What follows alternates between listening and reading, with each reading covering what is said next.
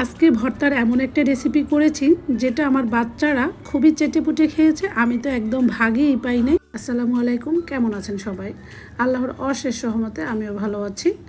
তো আজকের যে রেসিপিটা নিয়ে আপনাদের সাথে আলোচনা করব সেটার মেন ইনগ্রিডিয়েন্টস হচ্ছে পেঁপে আর হচ্ছে আলু। এখানে একটা পেঁপের হাফ আমি একটু মোটা মোটা স্লাইস করে কেটে দিয়ে পরিষ্কার করে নিয়েছি, সাথে ছোট্ট একটা আলু একটু ছোট ছোট স্লাইস করে দিয়ে দিয়েছি।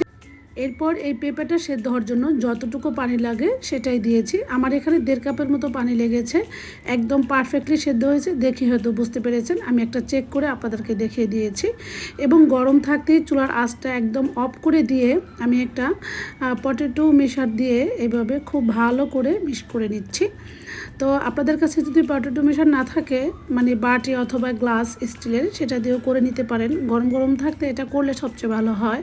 আর এখানে 3 টেবিল চামচ তেলের মধ্যে বড় মুঠের 1 মুঠো পেঁয়াজ কুচি দিয়েছি, আর সামান্য দিয়েছি লবণ, আর হাফ টিস্পুন দিয়েছি চিনি। এতে করে পেঁয়াজের কালারটা খুব সুন্দর আসবে, মুচমুচে হবে, এবং যে ভর্তাটা করব সেটাতে একটু মিষ্টি মিষ্টি ভাব আসবে, আর সেটা খেতে অনেক বেশি ভালো লাগবে। তো পেঁয়াজটা 3-4 মিনিট ভেজে এখানে কিছু কুচো চিংড়ি মাছ দিয়েছি 4-5টা কাঁচামরিচ ছোট ছোট টুকরো করে দিয়ে এখন আমি সব উপকরণগুলো খুব ভালো করে একদম মুচমুচে করে ভেজে নিয়েছি। আর ওই যে আলু আর পেঁপে মিক্স করে রেখেছি যে, সবটুকু দিয়ে দিচ্ছি। দিয়ে এখন শুধু কাজ হচ্ছে একটাই, চুলার জাল মিডিয়ামে রেখে অনবরত নেড়েচেড়ে পেঁপের ভর্তাটাকে 3-4 মিনিট ধরে নেড়েচেড়ে নিতে হবে।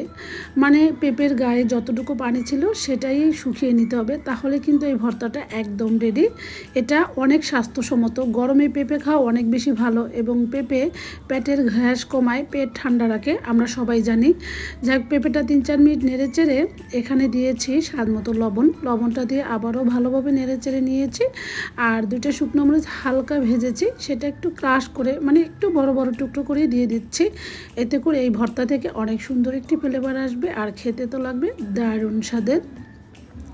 তো এখানে এরপর হাফ চা চামচ ভাজা জিরার গুঁড়া দিয়েছি, দিয়ে আবারও ভালো করে নেড়েচেড়ে নিচ্ছি। দেখলেন তো কতটা সহজে সবচেয়ে স্বাস্থ্যসম্মত এবং বেশি স্বাদের পেঁপে ভর্তা করে নিয়েছি। আমার বাচ্চারা খুবই খুবই পছন্দ করে আজকে এটা দিয়ে ভাত খেয়েছে। আমি তো বুঝতেই পারিনি তারা এটা খাবে। ওই যে চিংড়ি মাছ দিয়েছি না, এর জন্যই তারা বেশি মজা করে খেয়েছে। তবে এখানে আরেকটা কাজ করেছি, যেটা মানে জিরা দেওয়ার পরে উঠিয়ে রেখেছি, বাকি অংশে আমি এখানে ধনিয়া পাতা কুচি দিয়েছি, কারণ আমার বাচ্চারা ধনিয়া পাতার ফ্লেভারে নিতে পারে না। আপনারা এভাবে করতে পারেন, বাচ্চাদের আশাও পূর্ণ করতে পারেন আর নিজেদেরটাও। পরিবারের সবাই এইভাবে ভাগাভাগি করে খেলেই কিন্তু তৃপ্তি হয়। আমি যেটা করি, আমার বাচ্চাদেরটা আলাদা করি আর আমার নিজেরটা আলাদা করি। যাই হোক, এরপরে ধনিয়া পাতা দিয়ে আবারও বেশ কিছুক্ষণ নাড়াচাড়া করে নামিয়ে নিয়েছি। তবে ধনিয়া পাতার কালারটা কিন্তু একদম সবুজ ছিল, ওই অবস্থায় নামিয়েছি। দেখতে পাচ্ছেন কতটা লোভনীয় এবং ইয়াম্মি লাগছে। পেঁপেটা আমি ওই পর্যন্ত ভেজেছি, মানে একদম পাতিলে লেগে লেগে গেছে, তবে পুড়ে যায়নি। এরকম পোড়া পোড়া অবস্থায় ভাজলে সবচেয়ে ভালো হয় কি, মানে পেঁপের গায়ে কোনো পানি থাকবে না, আর সেই ভর্তাটা খেতে অনেক অনেক বেশি টেস্টি হবে।